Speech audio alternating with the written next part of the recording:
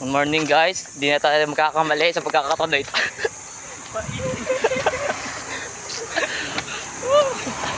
Ito pala yung mga pogi nating ka-churchmate. Si Kian nakaputi. So kitang kita naman sa damit. Si Semi nakaputi din. Paggabi kita din siya kasi nakaputi. Si Clark. Ito yung pogi nating Clark no? Wala, nawala. Wala talaga ng power storage ka na.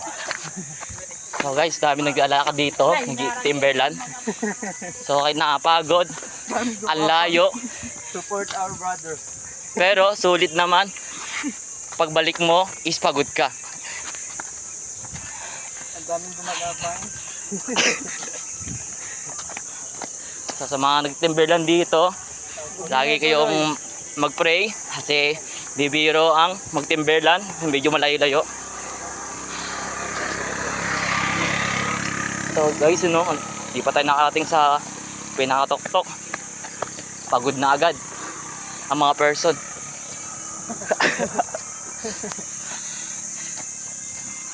So salamat guys, and mahal kayo ng Diyos. Lagi yung tatandaan yan. God bless you.